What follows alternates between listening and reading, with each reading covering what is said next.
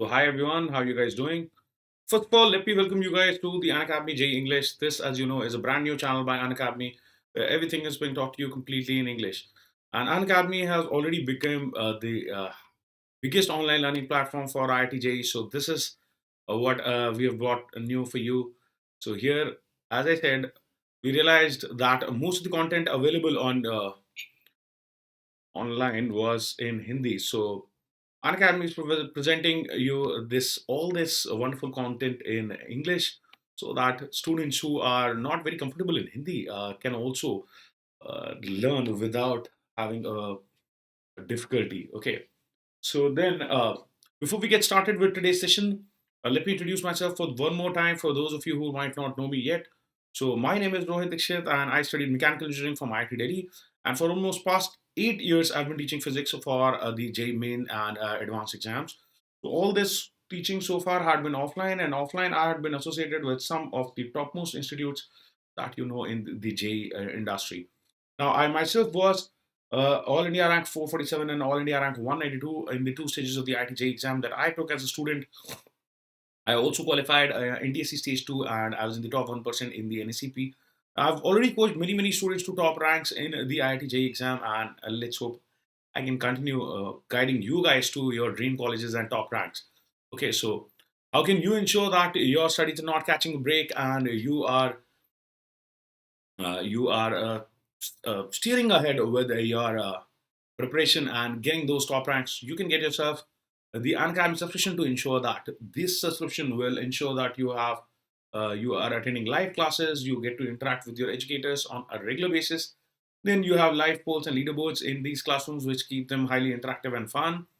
And you have test series and analysis, so which will keep you on your toes and completely aware of your standing in the competition. And of course, you have live doubt clearing sessions, which make sure that your doubts never pile up. So every fourth session in all the Unacademy Plus courses is compulsorily supposed to be a live doubt clearing session. So after every three teaching sessions, so whatever doubt you may have about your theory, about your problems, you will get those cleared in these sessions. Okay. Now, on top of those, you're also getting the chance to study from the topmost educators from India, all right, from the comfort and safety of your home. So make sure you're getting this subscription and making the most of this and making sure that your preparation never catches a break. So how do you do that? So you can do that by getting your the Unacademy subscription, and when you do that, you can enroll in these courses. These are the ongoing courses on Plus, which are being taken by the JEE English team. So there are three courses which are meant for class 11 topics. Okay, so this is mainly for JEE Mains and Advanced 2022. Even 2021 aspirants can join these courses if they want to strengthen their concepts of class 11th. Okay, and then you have four courses for class 12 students, which is mainly meant for JEE Advanced 2021. Okay, so how do you enroll in these courses? How do you get the subscription? Very easy. So first you'll need to install the Unacademy app. Once you've done that, go to the plus section of the app, select your goal as IIT JEE and click on the get subscription button. Now once you do that, then you will realize that you'll be redirected to the payment page where you can use the code RD Live and get yourself immediate 10% off on all your subscription fees. Let me also remind you that today, okay, so this probably would have happened. Okay, if you missed out, then trust me, you missed out on a chance of winning some really cool prizes. Okay, so hi Aryan, hello Rajeshi, and hi Deepak. How are you guys? For those of you who are following us on the JEE English channel of YouTube, can connect with us on the Telegram app using this link. And when you get here, you will not miss out on any of the notifications of all the sessions and amazing lectures happening here on the JEE English channel. All right, so without any delay, let's get started with today's topic, which is work power energy. And this is part two of the quick review session that we are having. We discussed some bits yesterday, and today we'll be finishing up, wrapping up this session. As I said, in this series, I will be wrapping up every topic in two sessions. That's it. And we will also go over some previous year JEE questions. Okay. So why are you so confused? What happened? Okay. So first of all, what I'll do is I'll get started with a JEE Mains 2014 problem. So this is work done by a variable force. This is something that we discussed in the last class. So let's get you warmed up for today's class with a quick question. So you guys try this. Till then, let me see what Shashwat has to say. So yes, what happened? Why are you confused regarding your future plans? What is the confusion? Tell me, and I will try and help and sort it. Okay. Let me just quickly grab some water. Till then, you guys try this problem.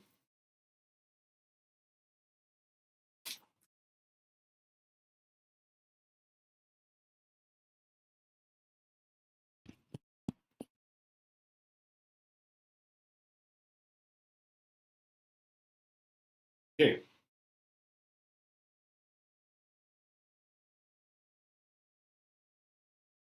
So let me know if you're trying. And as I keep telling you guys, if you're preparing for the mains exam, it is very important to practice your previous year questions, because mains people have a habit of repeating the questions word to word also. If not asking similar questions, then at least the least you can expect is that there will be there's a good chance that they'll ask very similar questions. They often just repeat the questions to the dot also. So make sure that you've practiced at least the previous 15-year questions, okay, before you take your mains. Okay, let's see if you can figure this one out.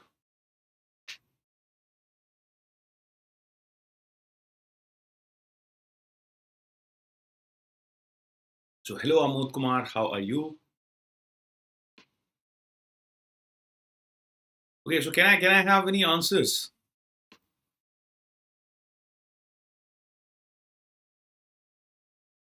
So who all are trying, you can let me know.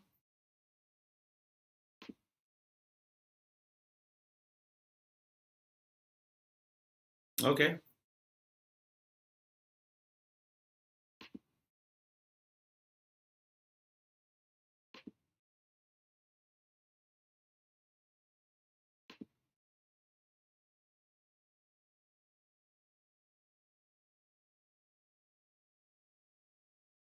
Let me know quickly if you're trying this, or should I go ahead and solve this for you?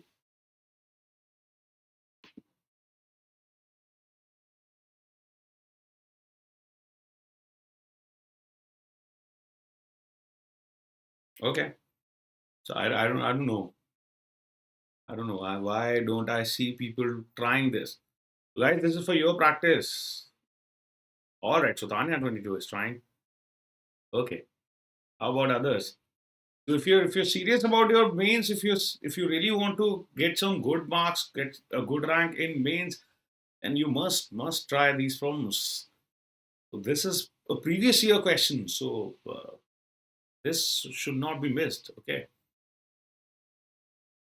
Okay. Let's see some answers quickly.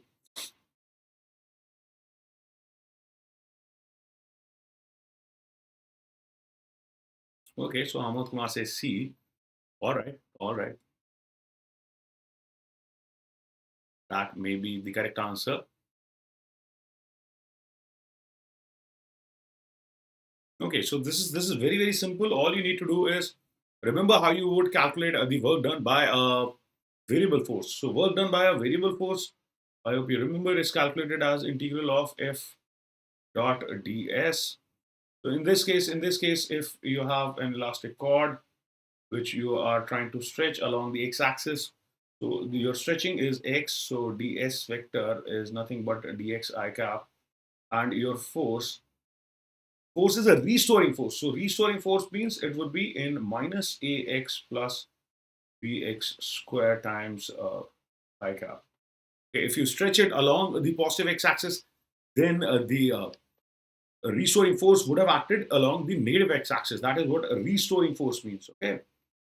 So once you know the force, once you know the displacement, you can easily find the work by simply doing this integration. So now work would be, so very well done. I think a lot of you have given the correct answers. So that would be minus times ax plus bx square times dx integral. And what have you been told about the stretching? You've been told that the rubber band is stretched by a length L. So the integration limits would go from 0 to L. So that is the work done work done in stretching. So this is the work done by the spring force, by the way. The work done by spring force would be minus of this, and work done by the external agent who is trying to pull this would be positive this. Okay, so this comes out to be minus AL square over 2 plus BL cube over. Very, very simple problem. And this would be equal to minus times work done by external agent. Work done by external agent would in fact be AL square by 2 plus BL cube by 3. Very well done, guys.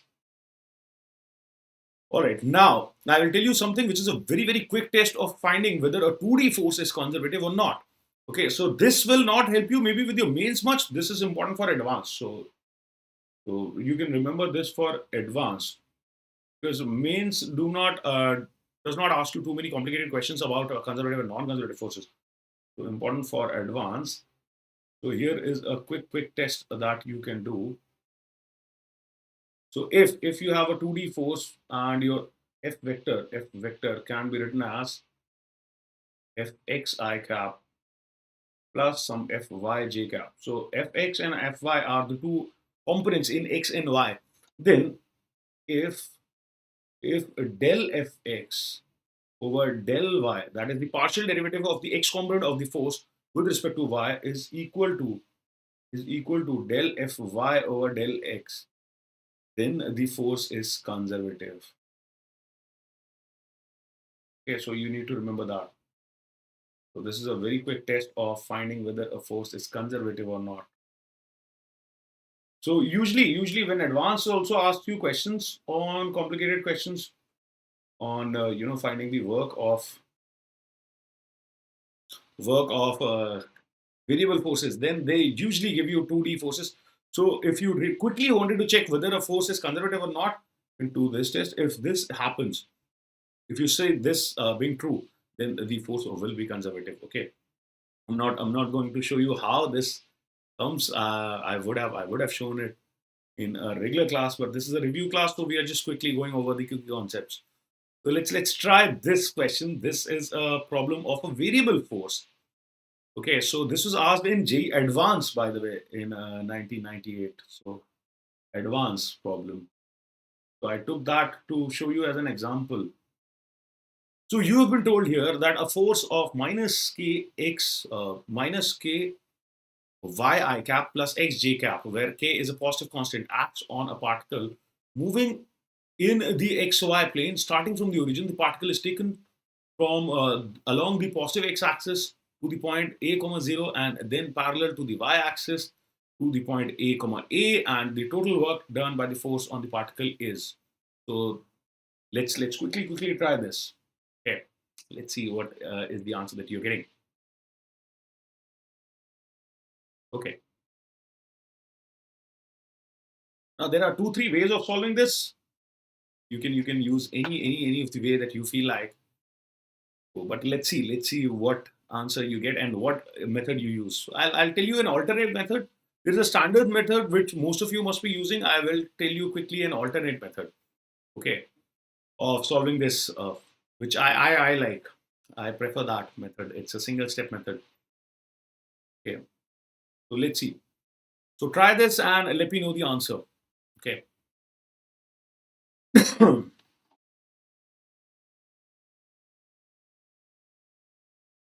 on, guys. Let's quickly go through these problems. Let's crack them quickly.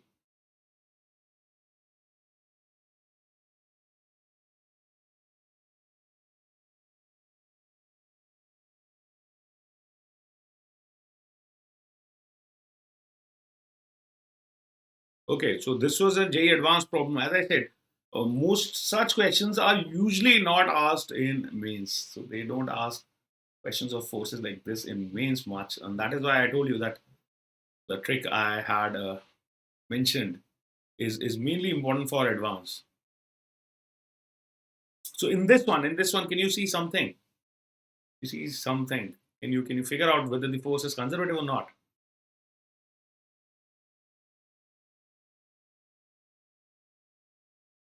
So one way of solving this is definitely by breaking the calculating the work done in 2 steps, as has been told. Okay, so once you took the x along, once you moved along the x-axis parallel to the x-axis from 0, comma 0 to a, comma a, and then you move parallel to the y-axis to the point a, comma a. So one way of solving is this, to break it into 2 parts and solve both the parts and get your answer. The other part is to find this answer in a single step also, okay, which is using the fact that this force will be conservative. So do you realize what is fx here? What is fx here? Fx is minus ky. Okay, so what is del fx over del y? That is minus k. Similarly, what is fy here? Fy is minus kx. So what is del fy over del x? That is also minus k. So these two are coming out to be equal. Can I quickly conclude that this is the conservative force? Okay. I don't know if you can see this. So you realize that fx is minus ky. If I find fx del fx by del y, that is minus k. Similarly, if y was minus kx, if I find del fy over del x, then that is also minus k. So that leads me to believe that this is a conservative force. So since the force is conservative, I know for conservative forces, the work done is independent of the path. Okay, so I can say, I'm showing you the alternate approach of solving this. The standard approach, I'm sure you all know. So since f is conservative,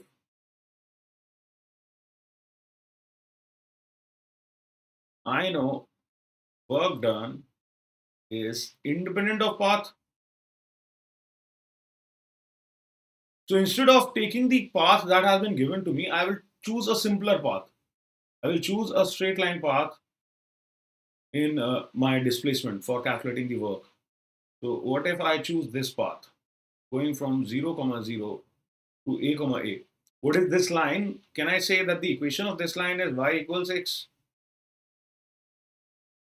Okay, right, isn't it? So if I move along this line, then what is my work? Let's see. Can I say that work? Okay, so dw, or let's write w only. W would be my f, which is minus k of y I cap plus x j cap dot ds vector. Ds vector can always be written as dx I cap plus dy j cap. Okay, I hope you remember this. That is how we write ds vector. This is nothing but ds vector. This is f vector. Now, since I'm moving along the line x equals y, so I can replace x as y and y as x. Yes, Mahiji, that is correct. When I find the dot product, I can also write this as minus k times x dx plus y dy. Okay. Or I could have even written, because x is equal to y, so I could have written minus 2k times x dx simply. I hope you realize, because I'm moving along x equals y. Now all I need to do is integrate this from 0 to a. Okay. So if I integrate this from 0 to a, what am I getting? I'm getting minus 2k times a square over 2. So this gets cancelled, and the answer is minus k a square. Okay, so this is one way of solving this. I mean, there are many ways of solving this. You could have solved this any which way that you felt like. It's straight way, right? Let's write it simply like this first, and I can write this as 2 times x dx. So why am I doing that? As y equals x. So y equals x, so I can replace y by x and x by y. Okay. So that is one way of solving this. If you like this method, then you can use this. Otherwise, there are standard methods of solving this also. One method, of course, would have been that you would have moved along this line, which has been the path that has been given, and calculated. You would have still gotten this same answer, as long as you would have done it right. So I just like reducing some steps if I can. So yes, the correct answer is C. Well done, Mahiji. Okay. Now let's move forward. And I told you initially in the last class we talked that work energy theorem says that the net work done by all the forces is equal to the change in kinetic energy of an object. Now we will slightly modify that. and I can say that since net work is equal to change in kinetic energy, net work can be broken down into two categories, right? Work done by non-conservative forces plus work done by conservative forces. Now, if I take the work done by conservative forces on the other side, I will realize that this was my definition. Delta U was minus times work done by conservative force.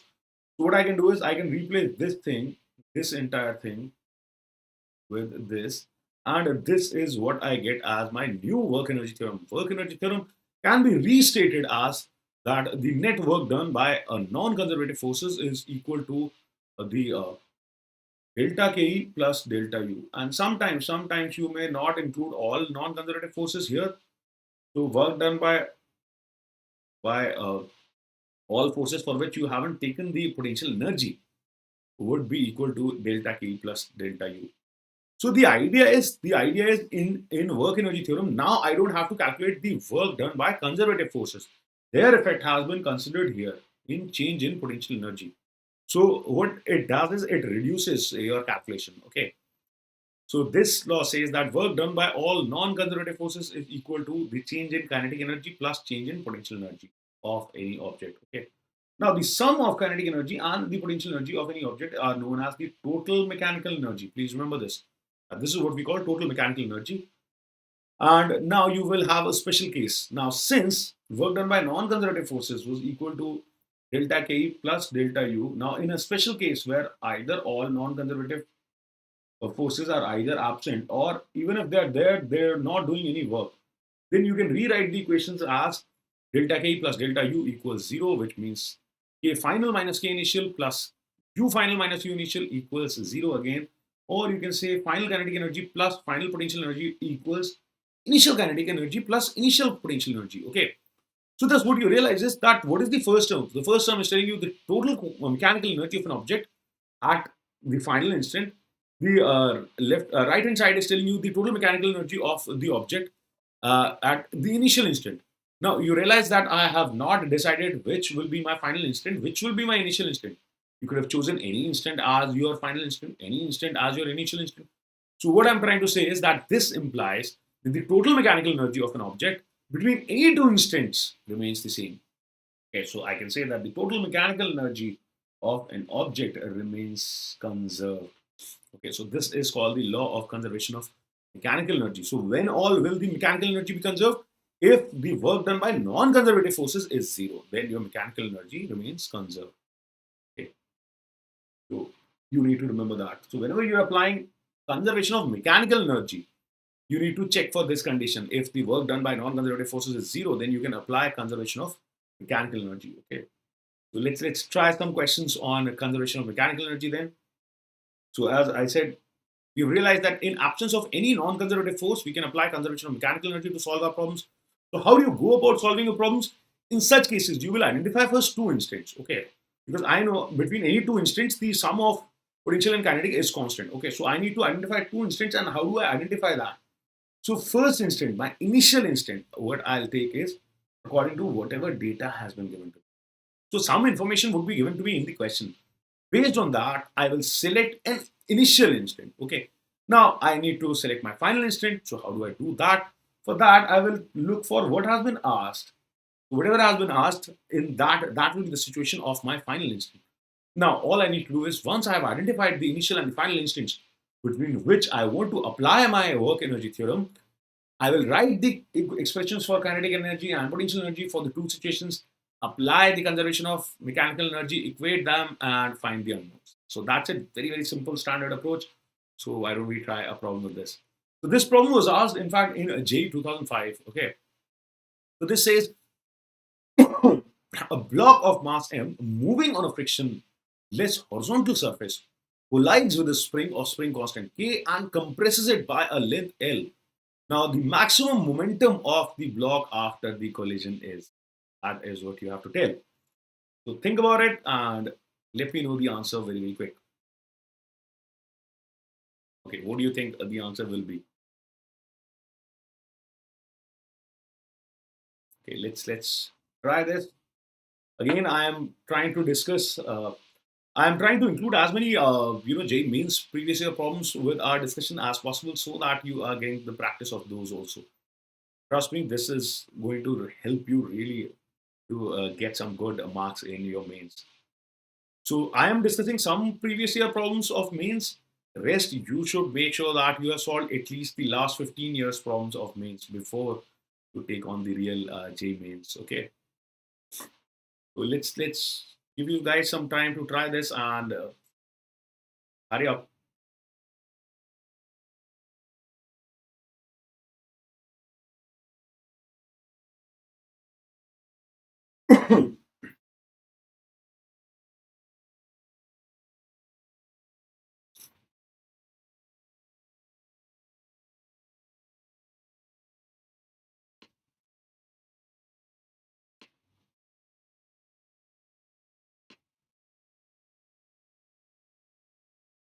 Okay, so who all are going to give me the answer?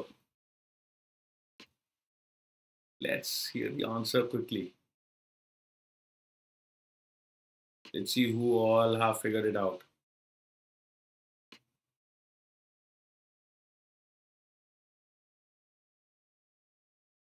Okay, can we have some quick answers now? Been a while. Think about it. What has been asked? The maximum momentum. So, when will the momentum be maximum? The momentum would be maximum when the velocity is maximum, right? So, there is your hint. And when is the velocity maximum? Velocity is maximum when your kinetic energy is maximum. Okay. So, if this mass is able to compress your spring by a length L, what will happen in the subsequent motion? The spring will push it back. The entire energy or the potential energy stored in the spring can be converted into the kinetic energy of the block. So when will the block have maximum kinetic energy? When all the energy stored in the spring is converted into its its kinetic energy, right? So I can say that momentum will be max when K is max. Okay, can I say that? Now, since it the mass presses your spring, compresses it by L, and that is where you have the first situation. So I will consider my first situation to be like this. So the spring is compressed by L, okay, and the mass at this time would be stationary. So what will be my final instant? So let's call this to be my initial instant. So this is initial instant. At the final instant, the spring would have gone to its relaxed length. Okay, so this would have been my final instant. The spring would have had zero compression. So zero compression, and this guy would be moving with some V. Okay, that will be the maximum velocity, right? So let's see how we can calculate that. So can I say that half is the mass of the block, capital M, V square would be equal to half K times L square. This is V max. Okay. Now I know momentum is M times V, so I can multiply both the sides by M. So let's do that. Multiply both the sides by M. So I can remove these halves, and I can say M square or M V max square. M times V max whole square equals M K L square. So this is the maximum momentum. So therefore, V max is nothing but L times root MK. Okay, that is how easy this problem would have been. There is your correct option, option number B. Okay. So trust me, super easy to solve. Okay. I hope you guys followed this. Okay. So moving forward, let's also try another problem which is asked in JEE. This is a problem from JEE Mains 2005. I'm told that a spherical ball of mass 20 kg is stationary at the top of a hill of height 100 meters. It rolls down on a smooth surface to the ground and then climbs up another hill of height 30 meters and then finally rolls down to a horizontal base of height 20 meters above the ground to find the velocity attained by the ball. Okay. let's quickly have the answer of this. Guys, you will have to try harder and give me some answers, okay? Let's get you some practice. So this I have included. The reason I have included so many questions from previous year mains papers is to get you some practice. Okay, so unless you're trying and you are giving some answers, trust me, you're not getting that practice that you need. Okay, so let's solve this very quick.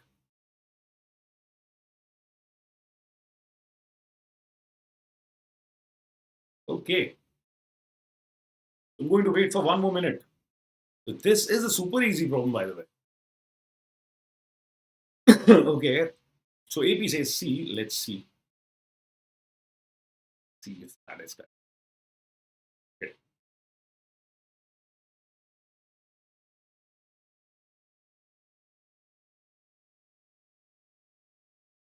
So I'm afraid AP C is not the correct answer, by the way.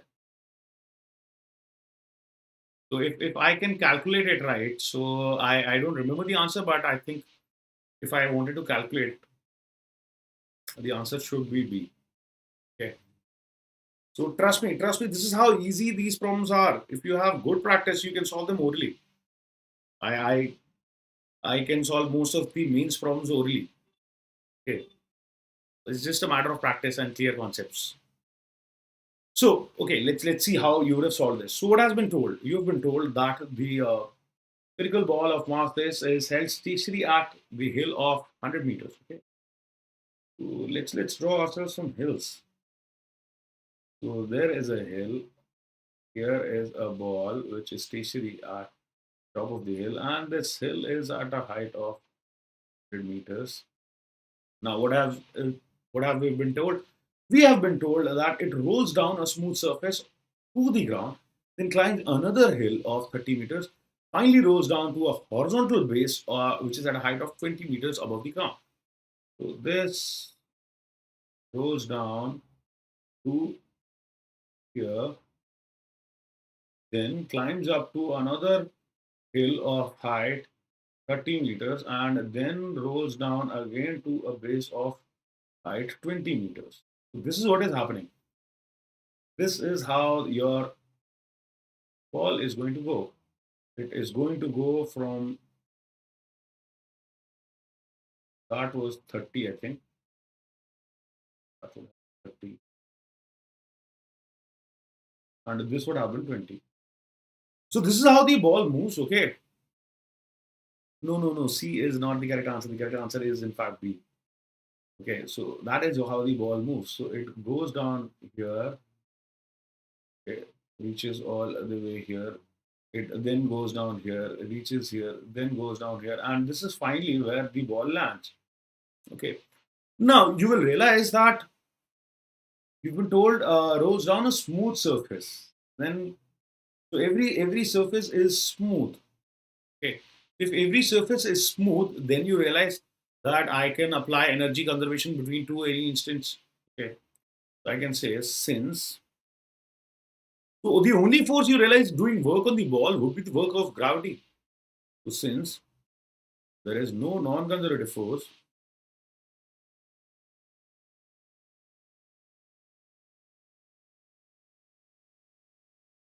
mechanical energy conservation can be applied, right? Mechanical energy conservation can be applied. Now, how do I apply mechanical energy conservation? I need to choose my initial moment and my final moment, right? So let's say that this is my initial moment. If this was my initial moment, and I can choose any moment as my final moment. So to make the answer, to find the answer in the shortest time, why don't I choose this as my final moment finally? Because this is where I need the velocity. So that is what I won't even bother about the intermediate steps. I will simply choose my initial moment according to the data given initially, and then here it was at rest, right? So I have additional information here. That is why I'm choosing this as my initial moment. That the speed here was 0. So that is why I chose this as my initial moment. And what else have I been told? I've been asked the speed here. What is the speed here? So that is why I chose this as my final moment. So between my initial and the final moments, now can I say that K initial is mg into 100? Okay, sorry, K initial is 0. This is P initial. So initial potential energy is this mgh, where h is 100. What is initial kinetic energy? That is 0. What is the final potential energy? That is 20 mgh, and final height is 20. And if I assume that speed was v, then final kinetic energy is half mv square simply. Now all I need to do is apply energy conservation, and can I say that then finally half mv square would be equal to 80 m. Cancel these out, and I will realize that v square equals root of, so v would be root of 2 into 8 into, this is 80. 100 minus 20 would be 80. Or this, so 16 root is 4 and a 10 root is 10. So the answer I'm getting is 40 meter per second. That's it. Okay, so that is how easy the means problems are if you know the right concepts. So B is my correct answer. Okay. Next, we will talk about the conservative forces and its potential energy function, the relations between those. So we have already discussed that U is the minus times integral of conservative force times dr. So that is the work done by the conservative force in bringing from a reference point to a given point r. So how do I find the force now? So I know if I know the force, I can find the potential energy function. We have already done that. Yesterday we discussed that. Now we are trying to find the opposite. What happens if I knew potential energy? Can I calculate the force? Yes, I can.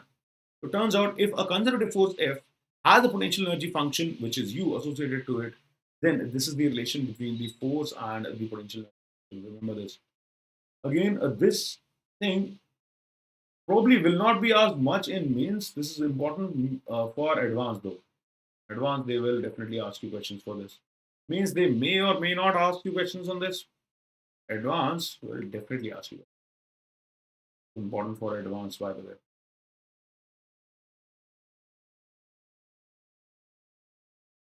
Okay. So now if you know the potential energy of a force, you can tell me what the force is. I hope everybody knows what minus del u by del x is. So these are partial derivatives. So since this is a revision class, I'm not going to explain what partial derivatives is. I am expecting you class 12 students to know this. Okay, so that is how you could have found the force vector. Okay, now, so Harish says, when will you finish electromagnetic induction? So I think one more class, that's it, Harish. In one more class, it should be over. I think we have already discussed inductors, no? So I think one and LR circuits also we have covered. So mutual induction, we needed to do some problems on mutual induction and maybe combination of inductors. That's it. Only two small topics left, probably eddy current also. So that will be done in one lecture. That's it. Okay, Harish. Then we can move towards AC. All right. So as I was saying, this is how you call it. This is called the native gradient of potential energy function. That's just the name of this thing that you give. Okay, so don't bother about it. Now, if the force was one-dimensional, if there was a one-dimensional force, so if it acts along x or if it acts along some r, then you can write that F would be equal to minus u over dx. You realize if there is a 1D force for which the potential energy would be a function of x, then you realize this term will go to 0, this term will go to 0 if u is a function of x. Only this term will remain, then you don't need to use the partial derivatives, and you can say f, since f will also have one component only, so you can simply say f equals minus du over dx. Or sometimes you are also given u as a function of r, which is the distance from some origin. In that case, you can write that f equals minus du over dr. Okay. This is the relation between a force and its potential energy function. Okay. Now you realize what is this? What is this? U by dx is nothing but the slope of the ux graph. if you drew a graph between potential energy and the position, then the negative times the slope is telling you the force. Okay. Now, taking that into consideration, we'll talk about equilibrium. So, when is a body said to be in equilibrium? A body is said to be in translatory equilibrium if the net force acting on it is zero, correct? Now, if only conservative forces are acting, then I know that force is equal to minus du over dr. So, if f is zero, that means the slope of such a graph would be zero. So, at all the points where the slope of this graph becomes zero will represent equilibrium points. Okay. So, now these equilibriums can be divided into three categories: stable, unstable, and neutral. Let's take a quick look over those. So, first, let's talk about stable equilibrium. Stable equilibrium is somewhat this. So, this is a typical UX graph. So I have made an imaginary UX graph. So potential energy in this equilibrium position is minimum as compared to its neighboring points. So the minima points, when the slope is zero, the slope can mean three things. Either you are at a minima, or you are at a maxima, or you are at a straight line which is parallel to the x-axis, right? In these three conditions, you have the slope as zero. So if you are at a minima point, then such a point represents stable equilibrium. So remember this. Okay. Now, when displaced from such an equilibrium position, the restoring forces come into play, and they will bring the body back to its stable equilibrium position. That is why it is called stable equilibrium position, because the body can maintain its own equilibrium then. And this is the minima point of your graph. And if you want to mathematically check, then first u by dr should be 0, and second d2u by dr2, that is the second derivative, would be positive. I hope you remember that this is the condition for minima points. Okay. You can either check mathematically or you can check from the graph. If you see a minimum point, then you see the equilibrium. Such kind of questions have been asked in mains. What do they ask in your questions? What they will do is they will mark some points. So they will say, okay, let A, B, and say C, D, E, and F be 6 points. And then you will be asked to identify which of these following points represent the equilibrium positions. Okay, so which points represent the equilibrium positions? B, D, and F, because those are the points where the slope of the graph is zero. So to identify the equilibriums, what you need to do is identify where all the slope is becoming zero. Now, if you were asked which one is stable, the minima point is the stable equilibrium. Okay. Next, you can talk about unstable equilibrium. Unstable equilibrium is when a body is in equilibrium, but when it is disturbed from the equilibrium, it tries to move farther away. Then the body is said to be in unstable equilibrium. If a body is in equilibrium and when disturbed from its equilibrium, if it tries to come back to the equilibrium position, then that equilibrium was stable. If it tries to go away from the equilibrium, then that equilibrium is unstable. So, how do I identify those? Those will be the maxima points on this UX graph. So, potential energy in this equilibrium position is maximum compared to the neighboring point. So, all the local maximas will represent unstable equilibrium positions. So, mathematically, you can see you have two conditions. One, du by dr will be 0, and second, d2u by dr2 will be negative, right? As I said, when displaced from such an equilibrium position, the net force acting on a body tries to move the body further away from the equilibrium position. Now, these points are the maximum points on the UR graph. As you can see here, this is a maximum point, and this is representing an unstable equilibrium position. So, when you place an object here, it will be in equilibrium. So, the net force would be 0, but the moment you disturb it slightly, it will try to run away. If you disturb it to the left, it will try to run further away to the left. If you disturb particle to the right, it will try to further run away to the right. Next, you have neutral equilibrium. So these are the points where the potential energy graph has become flat. So for this entire region, you realize the force is 0. So if you disturb a particle from this position, if you take it here and leave it here, then it will not feel any force. If you take it here, leave it here, then again it will not feel any force. So if you slightly disturb this equilibrium, then nothing happens. Neither does the particle try to come back to the equilibrium position, nor does it try to run away further. Okay, so such equilibriums are called neutral equilibrium. So how do you find this? For these, mathematically speaking, du by dr would be 0, the slope has to be 0. Secondly, d2u by dr2, the second derivative, will also be 0. Okay, now these are the flat regions of the UR. Okay, So now whenever a graph between u and x or u or r is given to you, you should be able to quickly locate the maxima, minima points and hence the equilibrium positions. And you should be quickly able to tell me what kind of equilibrium those are. If there are minima points, stable equilibrium, maxima points, unstable equilibrium, flat lines, neutral equilibriums. You should also be able to tell me the direction of force at any point. So let's see how you would have done that. So suppose somebody asked you that suppose a particle is here. In which direction will it feel a force? See, particle was here. The corresponding ux graph. What is the slope of the ux graph? The slope of the ux graph at this x is negative. Can I say that slope here is negative? So if the slope is negative, then what will be the direction of force? So if slope is negative, f was minus times slope. So f would be positive. So positive force means that this particle would have tried to. Okay, so I have written the opposite here. Realize.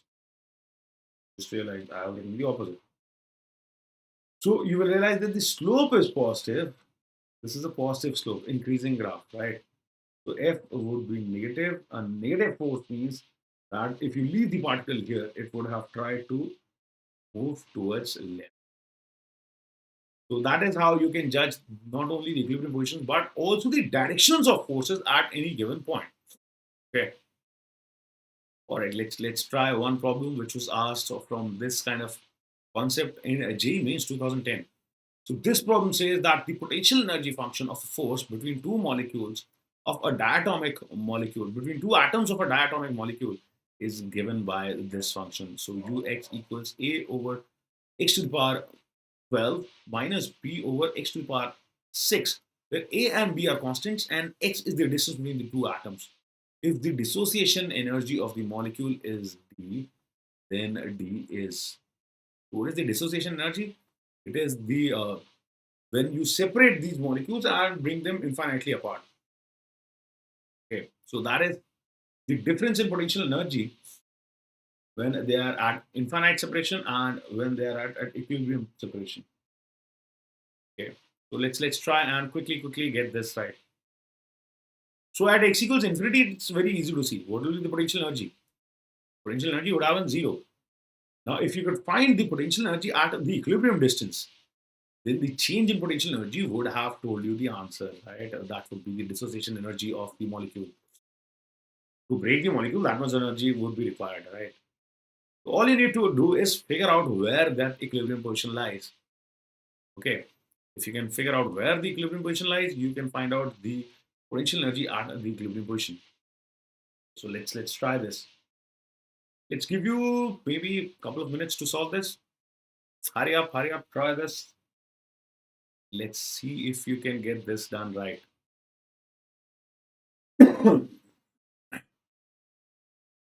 So how do you identify the equilibrium position? I just told you, remember that. Okay. Use that knowledge, try this question, and let's see if you can figure it out.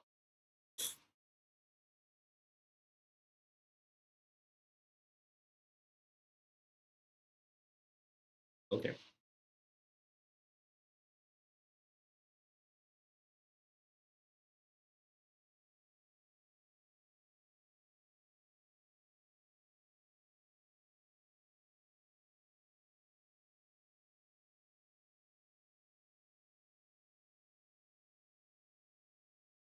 Can I get some answers? Come on, guys. Let's see some fight in you. Not even trying. It's sad.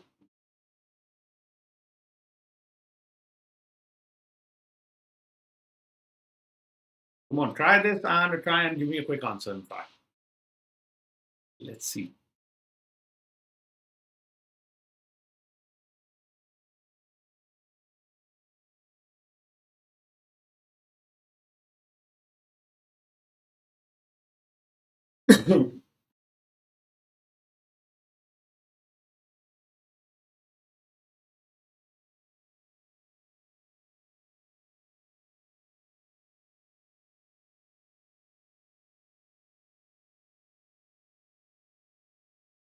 Okay, anybody?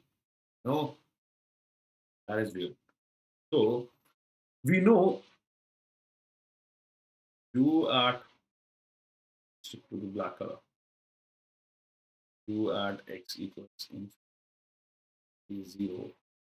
So let's figure out what the equilibrium position is. So u at x equilibrium, this is what I want to find. And for that, I need x equilibrium. What will be x value for equilibrium? And I know for x equilibrium, for the equilibrium position, minus du by dx, or simply du by dx would be 0. Okay, so if I differentiate this equation, let's see what I'm getting. I have x, a times x to the power minus 12, so I will have minus 12 a over x to the power 13, correct? Then if I differentiate this second term, I will have plus 6b over x to the power equal to 0. So what does that tell me? I can move 6 powers of x from here, and I can say that this and this also, and I can say b equals 2a over x to the power 6. So x to the power 6 at equilibrium would be 2a over b, right? Okay, so let's see if b is correct. I don't really remember the answer. Okay, so I've got two answers, b and c. Let's see which one is correct. So what I could figure out was that at equilibrium position, the x to the power 6 will have a value of 2a over b. Let's substitute that in our expression. So our expression said that u at x equilibrium, therefore u at x equilibrium, what will that be? That will be, so I had a over x to the power 12, a over x to the power 12, so I would have a into b over 2a whole square, correct? Because if x to the power 6 is this, then x to the power 12 would happen square of this. Okay. And then I will have minus times b over x to the power 6, so b over 2a. Right. So let's see what we are getting ourselves. So we are getting us b square over 4a minus b square over 2a. So that is minus b square over 2a over 4a. Since that is the equilibrium potential energy. So what will be the work required? Work required would be delta U. Okay, so 0 minus this. So work required or dissociation energy, B is B square over 4A. This is the amount of energy that you need to give it to break the atom. Okay, so B square over 4A, option number C, that is correct. So well done, Espande. You have given the correct answer. Okay. I hope everybody followed how we approach this problem. Okay, very, very simple. You identify the equilibrium position first. Then once you've identified the equilibrium position, you can find the equilibrium potential energy. And I was told the answer is u at x equals infinity, which I can see clearly is 0 minus u at equilibrium. Okay. All right. So if there is no confusion, should we move forward then? All right. So here is another practice problem for you. Here you've been told that the potential energy of 1 kg of particle, which is free to move along the x-axis, is given by this. When the total mechanical energy of the object is 2 joules, then the maximum speed of the particle would be. How do you solve this now? So you know the total mechanical energy, you know the potential energy equation. When will the total mechanical energy is given? When will the speed be maximum? Think about this and try and answer. What will be the maximum speed? In fact, when will the maximum speed be?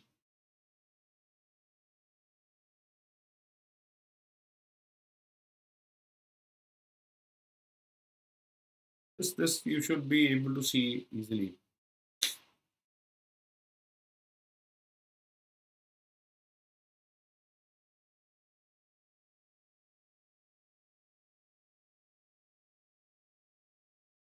So let's see if you can find the correct answer. So I'll give you 2 minutes to think about this and solve this. Let's get some answers within 2 minutes. This is a mains question, so that should be more than enough.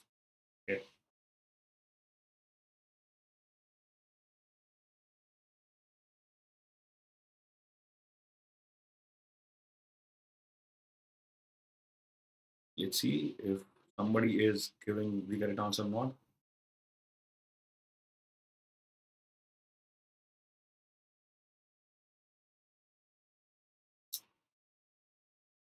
Look at the data. Think about what I'm saying. Think about when will the speed be maximum.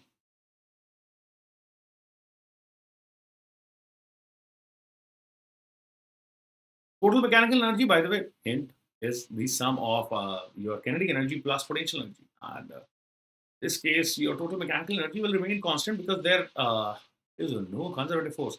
The particle is free to move, it says, in along the x-axis under this conservative force. So if it is free to move, that implies that there are no non-conservative forces acting. Okay. Now, if there are no non-conservative forces acting, what can you say? Can you say that the total mechanical energy will remain conserved? So there's your hint. There is your hint. Now try to figure out the correct answer. Okay. Let's see. You have 1 more minute to figure out the correct answer. Okay.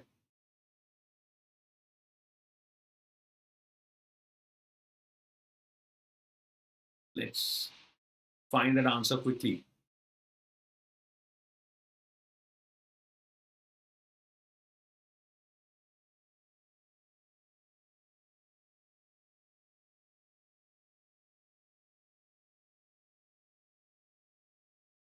Okay. This is an easy kind of question. I don't know why you guys took so long. S. Pandey says A. Let's see. A is correct. All right. Time is almost up only, so let's see how we would have solved this. So you can say that since there are no non-conservative forces, and how can I say there are no non-conservative forces? Because I've been told that the particle is free to move. Free to move means there are no forces acting on it, which are stopping its motion, right? Say since no non-conservative forces are acting,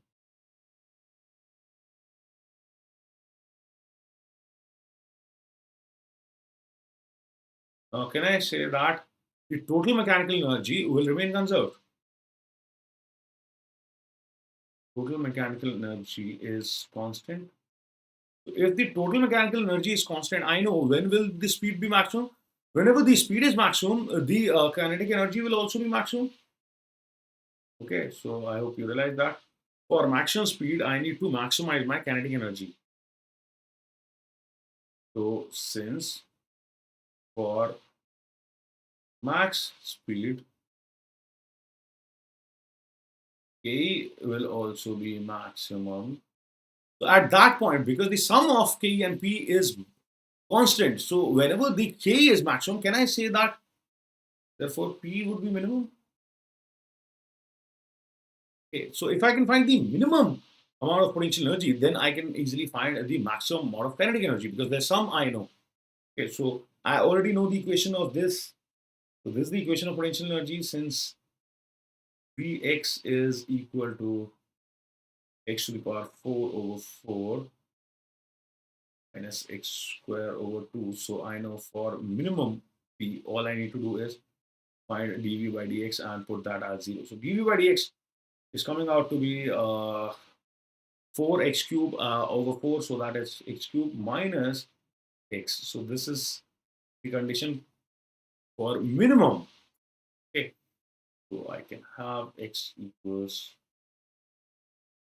0. I'm getting three roots. X equals 0, x equals plus 1, and x equals -1. This is a cubic equation. I have three roots. So three roots are representing three equilibrium positions. Which one is the maxima? Let's see. For that, we need to find a d2v by dx2. I find d2v by dx2, then I have 3x square minus 1. So at x equals 0, this is negative. At x equals 0, this is negative. How about x equals 1? At x equals 1 also, this is positive. At x equals -1, also this is positive. Okay, so I have in fact two minimum points. I have two minimum points at x equals +1 and x equals -1 because of the symmetrical equation. Yes, both of them will be equal. So V min would be at x equals plus minus 1. You would get the same answer. 1 by 4 minus 1 by 2. So that's minus 1 by 4. This is the minimum potential energy. Since the minimum potential energy is this, therefore, what is the maximum KE? Maximum K turns out is 2 plus by 4, that is 5 joules. Why? Because this was 2 joules, which was given to me, right? So once I know the maximum kinetic energy, and now I can easily calculate the maximum. Therefore, I say 1 by 2 in 1 into V max square equal to 2.25. Okay. What is V max? I am getting my V max as, therefore, V max is root of 4.5. Yes, 4.5 is 9 by 2. Root of 9 by 2, which is 3 over root 2. Here, A is the correct answer. Okay, so S Pandey, well, very, very well done again. So you are on fire, giving all the correct answers. Very nicely done. Okay. So I hope everybody else also followed this. This is how you would have calculated the maximum speed. Okay. All right, let's move forward then. Next, we need to talk quickly about power. What is power? So power is defined as the rate of doing work. Okay, now in practical life, you will realize that the rate of doing work is also very, very important to us. And that is why we define this new term. Now, power can be defined in two ways. Either you could have defined instantaneous power or average power. Now, instantaneous power could have been defined as P equals dW by dt, which is the instantaneous rate at which work is being done, or average can be defined as delta W over delta T, which will tell you the average rate of change, rate at which work is done with respect to time. Okay. Moving forward, more on power. Power is also a scalar quantity, right? So in work power energy, you are dealing with all scalar quantities, and that is what makes the approaches of work power energy easier. Because you know from experience, dealing with scalars is always easier than dealing with vectors, right? So power is a scalar quantity. Its SI unit, which should have been work per second, or that is joules per second. We give this a special name, Watt, or obviously in respect of Mr. James Watt. Okay, now average power I told you is defined as delta W over delta T. Instantaneous power is defined as dW over dt. And you can also express the instantaneous power as, since instantaneous power was dW by dt, dW can be written as F times ds by dt. So you have F dot V. Instantaneous power is also F dot V. Sometimes because of work energy theorem, I know that dW equals dk. So sometimes you can even write power as dk over dt, rate at which kinetic energy is changing. Okay, so remember this.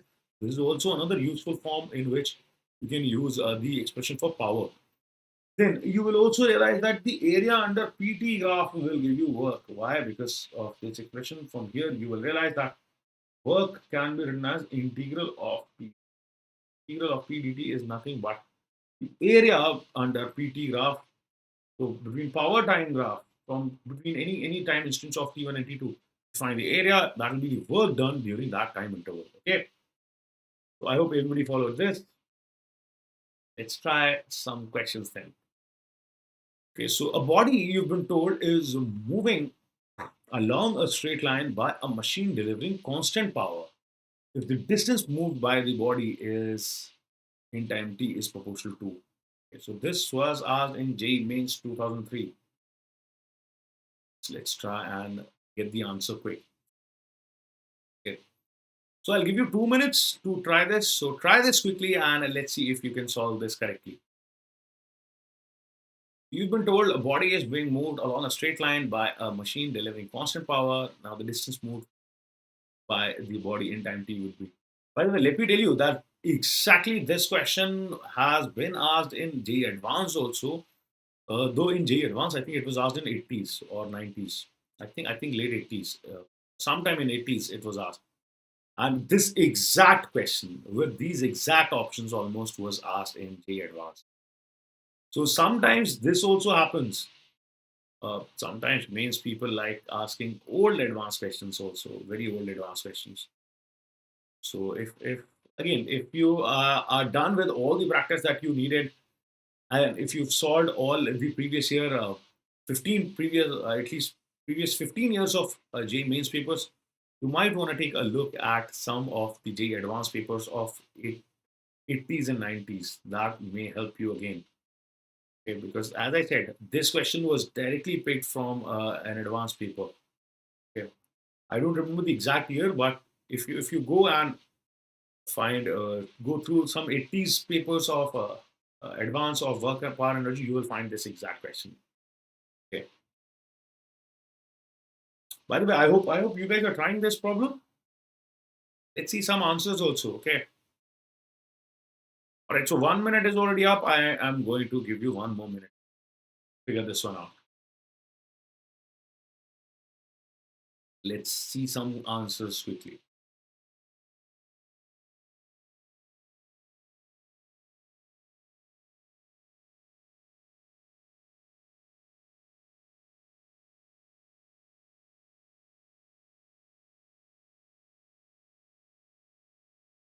Okay. So AP says C.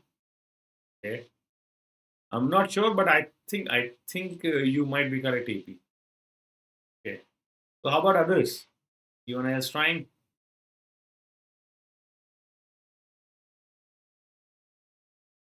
Hurry up. See, let's see.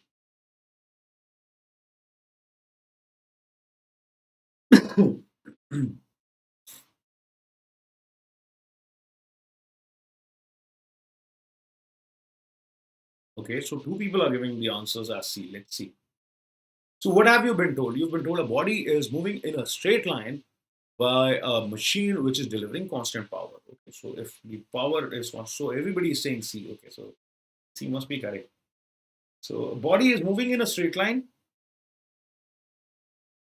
Okay, and you've been told it is moving under the influence of a machine which is delivering constant power. So constant power means, let's see.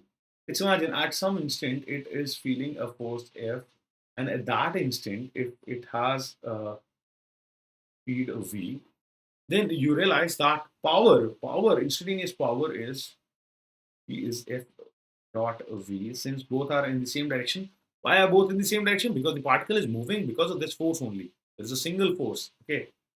So let's see. So F times V is constant. Let's call that P. P is a constant. Okay. Now I can write, can I write F as M times P over dt? Okay. So V equals P. Okay. So yes, I can. Let's see. If I integrate this, so I will assume that it started from rest. Okay, assuming that the body started from rest. What I have is the V dV equals P over M times. If I integrate this, let's see what I'm doing. I'm integrating this from 0 to V, from 0 to T. So that gives me V square equals 2P over MT, right? So that tells me V equals, okay, so root of, and V can be written as ds over dt. Okay, so I can now write ds over dt equals root of over M. So ds obviously becomes root 2pt over M dt. Now again, I need to integrate this from 0 to s, from 0 to t. What you realize is s equals, in fact, root 2 p over m. What is the integral of t to the power half? Integral of t to the power half is t to the power 3 by 2 over 3 by 2. Power 3 by 2 over 3 by 2. So yes, you can clearly see that this is proportional to the t to the power of 3 by 2. So very well done, guys. So C, in fact, is the correct answer, as all of you almost said, right? Now let's try another problem on power. So this problem was asked in a JEE Mains 2004, and this problem tells you that a body of mass m is accelerated from rest to a velocity v1 in time t1. Now the instantaneous power delivered to the body as a function of time t is, okay, so you have to tell me this, and the information that you have is that body of mass m is accelerated uniformly from rest to velocity v1 in time t. So what will be the power as a function of time at any time t? What will be the instantaneous power? That is what you have to figure out. So try this and let's see. So let me give you another 2 minutes. Okay, let's see. Is this the last question? Yes, this is the last question indeed. Okay, so we still have some time left on our hands. Okay, maybe I will include some more questions. Let's see.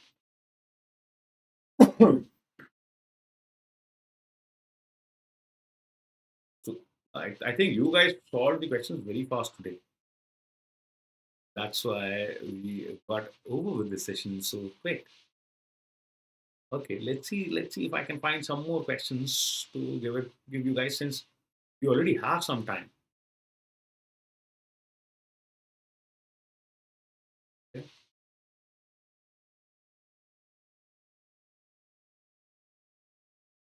All right.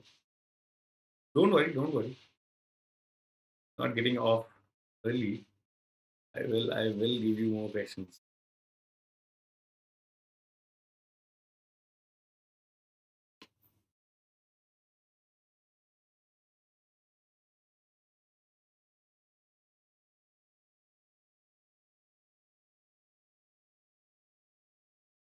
So how about you solve this one right now? What is the answer of this one? Try and tell me quickly.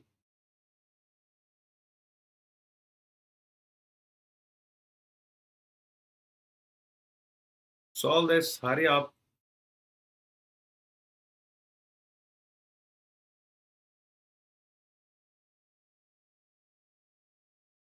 So this is easy, by the way. Okay. This is super easy.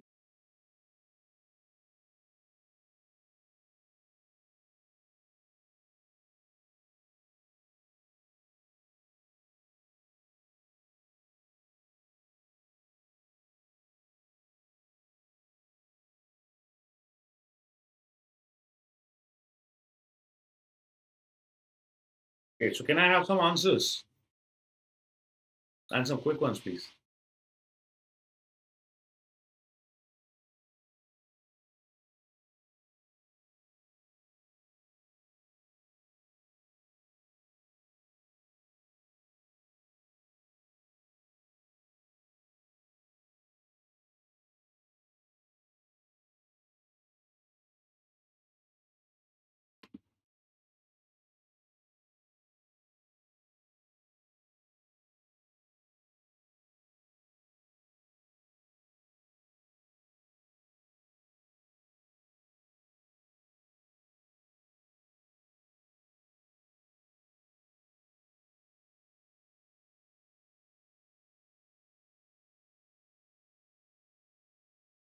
Okay. B. Let's see if that is correct. So, what have you been told? You have been told that the body of mass m accelerated uniformly from rest to from a velocity 0 to v1 in time t1. Okay, so can I say what is the acceleration? Acceleration would be t minus u over t, right? So that becomes 1 over t. That is my acceleration, right? So after any time t, can I say therefore what is my force? Force is m times v1 time over t1, and v at any time t. What is the speed at any time t or velocity at any time t? That would be a times t. So that would be v1 over t1 times t. So instantaneous power is f times v.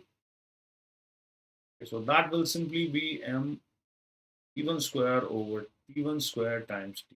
That's it. Let's see which option is that. That is in fact option number B. M V1 square over T1 square times T. Option B is the correct answer. Yes, S. Pandey, very well done. AP also very correct. So nicely done, you guys. Very nice. Okay.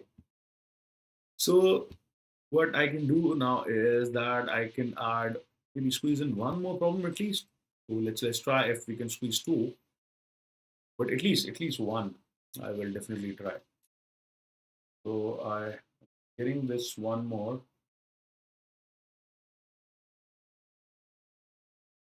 Let's quickly add the questions. I've added these two questions at the back. So here is a question that was asked in JEE Mains 2019. So this is one of the latest questions. So let's go over that first. Okay. Okay, Motilal, yes, B was correct. Amod, sorry, C was not the correct answer. Now, this is the last question that I think we can try for today. You've been told a uniform cable of mass M and length L is placed on a horizontal surface such that 1 by nth part is hanging below the edge of the surface. To lift the hanging part of the cable up to the surface, what work needs to be done? Okay, so let's try this.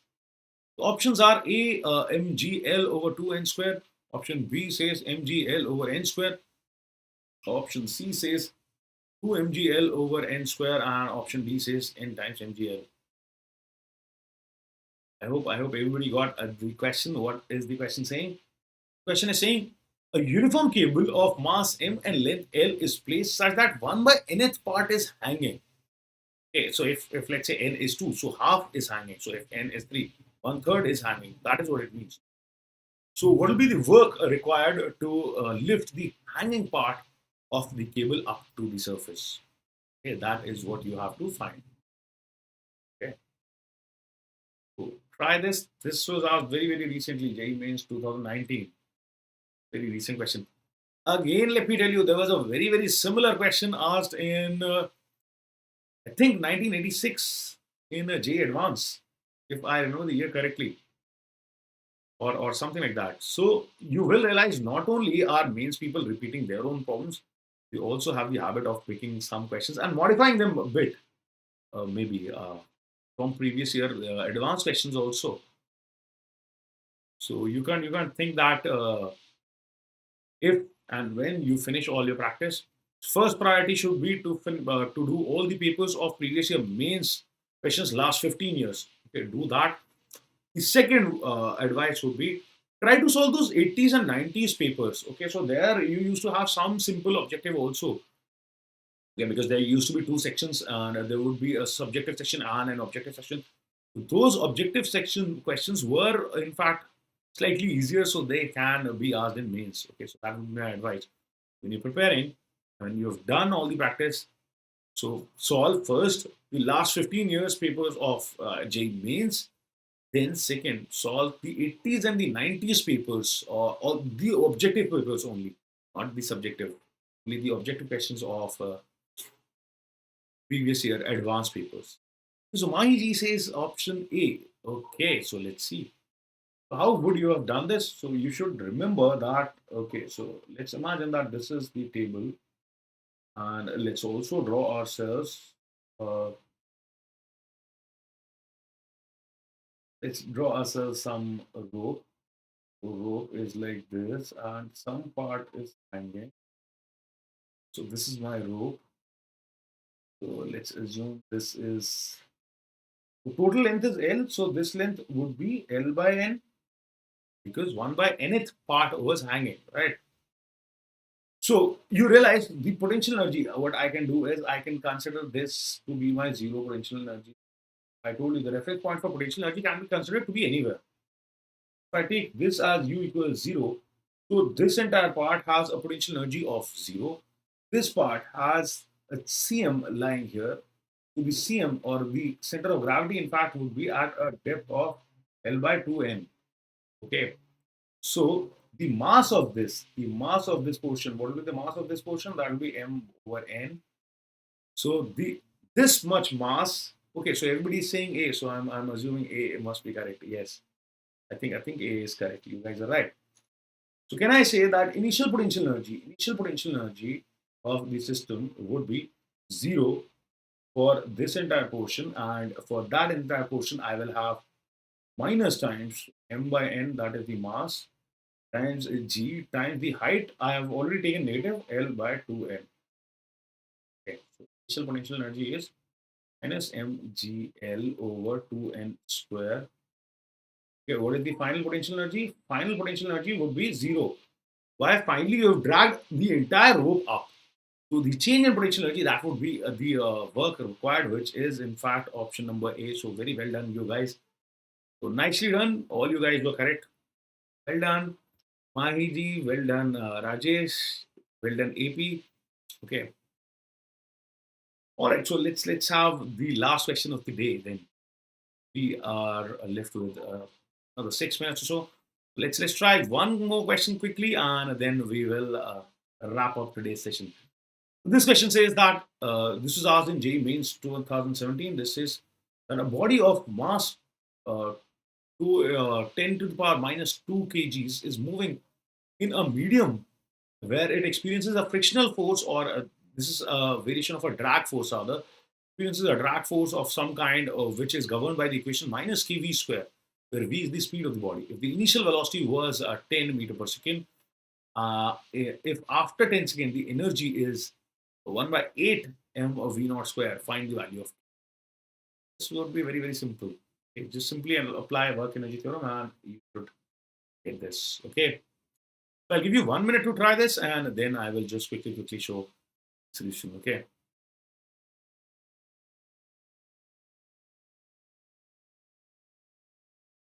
Okay, let's see some great answers. So you guys have been wonderful, and a lot of you have been giving the correct answers. So I'm glad. I'm glad. I think you guys are on the right track to getting some good marks in your JEE mains. All right. So I hope I have been help in that. Okay. So I hope you guys do well and you crack your JEE mains. Well done, guys. All right. So one last question, and then we wrap it up.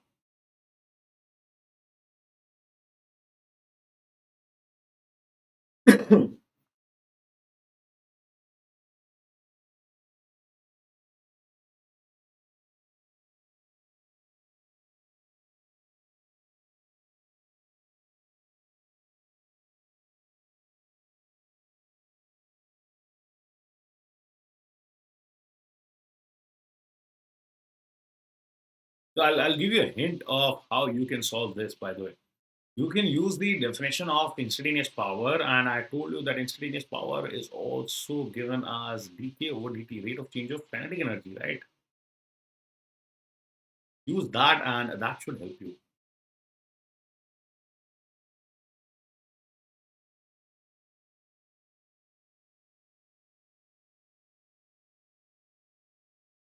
I will give you a moment of time. Yeah. So yeah, that will help you. Okay.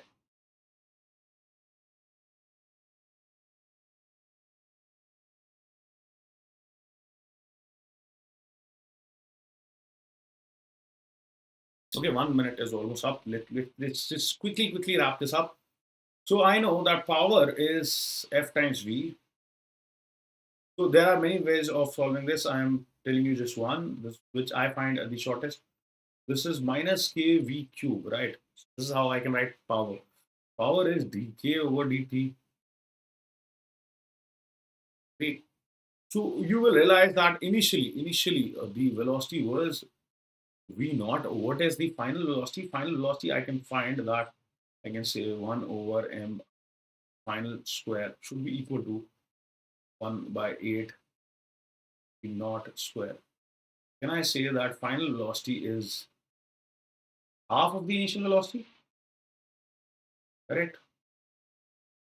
So V initial is this, V final is V naught over 2. Now all I need to do is write a dk over dt. What is dk over dt? Let's write that. So kinetic energy is half m of V square. Can I say that dk over dt would be mva? mva Hmm. Okay, so let's see if I can find another way of. Mm-hmm. Yeah, because this will just give me minus kv square equals minus kv square. Okay, so hmm, let's try another approach. Uh, so I know the force. What I will do is I know the initial velocity. I know the final velocity. Let's say v naught is meter per second. V final is 5 meter per second because this is v naught by 2. Now what I can say is that f equals minus kv square. So f can be written as m times d over dt. This is s k v square. So I will integrate this and solve it from here. Okay. So now I will say that v to the power minus 2 dv should be equal to minus k over dt. I integrate this from 0 to 10 and this from 10 to 5. I should be sorted. Okay. So integration of this would be v to the power minus 1 over minus 1. So that will be 1 by 10 minus 1 by 5. V equal to minus k over m. M was 10 to the power minus 2 into dt, which was 10. So what I am getting my answer as this is minus 1 by 10. So I can say that minus k into 1000 minus 1 over 10. So I'm getting k as 10 to the power minus 4. Yes, so very correctly answered, Rajesh. Okay, so that is it. That is how we would have tackled all the problems. Okay, so I hope that this was a good revision for you. Now, this is the time where I wrap it up. And before I wrap up, let me remind you that if you haven't gotten your Unacademy subscriptions, you should be getting them. This subscription will get you, help you get an edge in the competition. And this is how you do it. First, you go to the plus section of your app, select your goal as IIT JEE, and click on that Get Subscription button. And when you click on that Get Subscription button, you will get redirected to the payment page where you can use the code RDLife and enjoy a 10% off on already very pretty aggressive pricing. Okay, so once you get yourselves these subscriptions, you can enroll in one of the courses which are ongoing currently on Plus by the JEE English team. So there are 3 courses for class 11 topics, 4 courses for class 12 topics, and that is it. If you like today's video, then don't forget to press the like button and share it with almost all the people that you know. As I keep saying, for those of you who can't afford the subscription, so Unacademy is providing you quality free content. So we are trying to help as many students as we can. So help us with that. Help us make that possible. So make sure that you are sharing this free content with as many people as you can. Okay, so what does Karthik say? Karthik. Okay, so Karthik was trying to say something, but he deleted his comments. Okay, no worries. All right. Now again, if don't you forget to press that bell icon to receive all the notifications of the lectures that are happening here. And those of you following us on the JEE English channel should remember to connect with us on the Telegram app using this link. Okay. Now, before I leave you, one last time, let me remind you that this is my code. If you like my lectures, if you'd like to enroll in my courses, you can get yourself the Unacademy subscription using the code RDLive. Enjoy a 10% off. That's it from my side for today. So I'll see you next Friday, where we will talk about quick review of momentum. All right, till then, you guys can practice your Newton's laws and work hard energy questions of previous years. Okay, so keep studying hard and